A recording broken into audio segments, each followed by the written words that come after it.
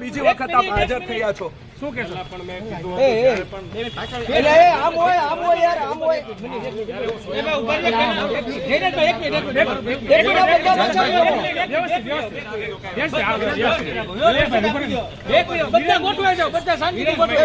જયરાજ આહિર છે તેઓ આવી ગયા છે, સીધું શું કહેશો? માઈક નીચે રાખો.